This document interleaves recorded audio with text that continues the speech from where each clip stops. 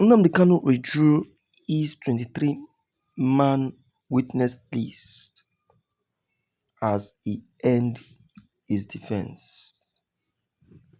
The IPOB leader Mazi Nnamdi Kanu has withdrew his 23-man witness list to dismiss and end his defense. According to him, he said, "What is the need of all this when I have no case with the government?" The case file is saying that I have no case. I wasn't accused or charged of any offense. That is what this very case file is saying, according to him today in court. Now, the IPOB leader Nnamdi Kanu, according to this very information on your screen, declined to enter defense, insist no case against him. That is what actually made him to refuse to enter his defense. If not today, the defense would have begun. And believe me, it was a heated argument between the IPOB leader and Omotosho, and for which Omotosho began to speak on one side. Yes, I said he was speaking on one side because he was, throwing threats and giving Nnamdi Kanu a reason why he should, pay attention to the defense, giving him conditions and threatening messages. Nnamdi Kanu is no longer a child. He knows his right from the wrong, and don't forget, many cases and occasions he has been putting his lawyers right, even while they try to defend him. When they try to make one error in defense, they call them to order. That's to let you know how versatile the IPOB leader is. So, are you now telling me that Nnamdi Kanu didn't know what he's saying, or didn't know what he saw in the case file? Okay, maybe we shall see what happens next as Omotosho actually claim, because the threat says that Nnamdi Kanu must understand the penalty behind his decision. You see that? So, what is to you? What do you think Omotosho is trying to say? What do you think? Is he not trying to be by the side of the federal government? That is it. He's trying to be by their side. He's trying to support them. He's trying to make the public feel and believe that the IPOB leader Nnamdi Kanu is at the wrong, that he wouldn't or supposed to have declined the defense. He would have entered the defense straight ahead like that. Though Nnamdi Kanu is not even afraid of the defense. It's just that he is sensing another politics to be played, because already Nigerian government have shown him physically that they don't want him to be free. So what else? Yes, what else?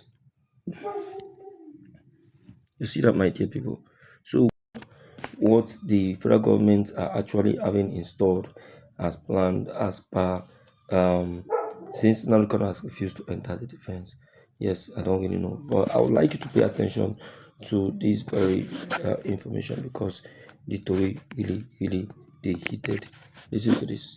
The evidence tendered by the prosecution did not in any way prove the allegations brought against him by the Nigerian government. In response, Justice Omotosho advised Kanu to put his new position into writing and formally serve it on the prosecution team, noting that it was crucial for the court record.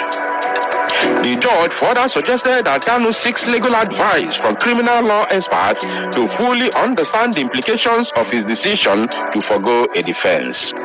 The court subsequently adjourned the matter to November 4th, 5th, and 6th to allow both the defense and the prosecution to file their final written addresses before judgment. Recall that Kanu earlier named former Attorney General of the Federation, AGF, Abubakar Malami, and several prominent Nigerians as witnesses in his ongoing terrorism trial. Okay, we shall see. Those also listed include the Minister of Federal Capital Territory, FCT, Nyesom Wike, former Minister of Defense, General Theophilus Danjuma, retired, former Chief of Army Staff, General Tukur Buratai, retired, Lagos State Governor Babajide Sanwo-Olu, and Imo State Governor Hope Uzodinma.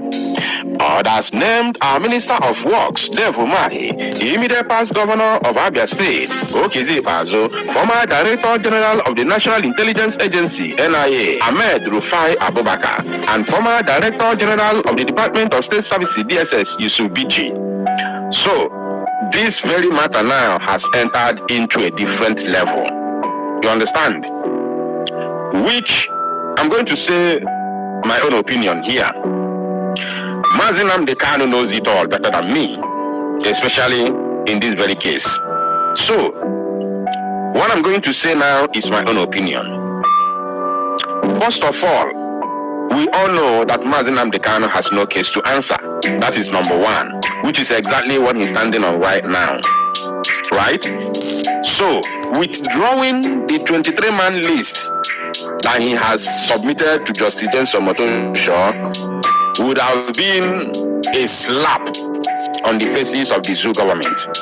You understand? Because people like Nyesom Wike, Dave Umahi, Chukwu Buratai, the Lagos State Governor, Sanwo-Olu, I would have loved to see people like this, standing in the court, even though that they are so-called serving ministers and governors, apart from Buratai. I would have loved them to stand in the court to answer queries thrown at them by Nnamdi Kanu. Because I know that the level of their intellect, the level of their education, the level of their knowledge is very, very poor. That they cannot be able to stand the questions that will be thrown at them by Nnamdi Kanu himself. So I would have loved to see that very drama unfold. But albeit, Nnamdi Kanu knows it better than me. He has made a decision which is right because he has no case to answer. This is number two. Then number three is that, my own opinion, I would have loved Nnamdi Kanu to ask Judge Omotosho. In fact, the case would have been not to try Nnamdi Kanu, or not even for Nnamdi Kanu to stand defense. You understand?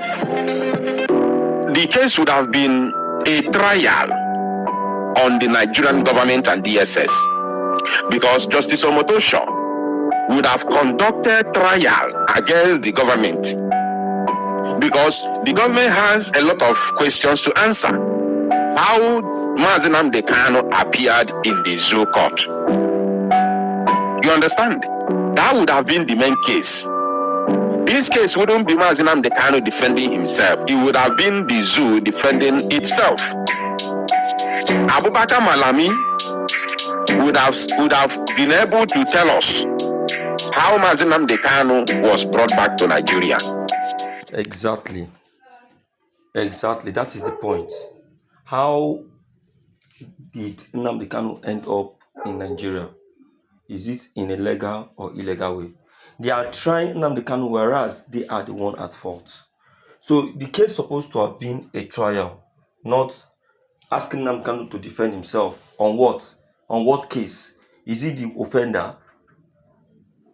They are the one at fault. So it should be a trial between Nnamdi Kanu and the federal government. So if they want Nnamdi Kanu to be tried, then it should be a trial between the two. Let them speak, and then let's now see who actually is at fault.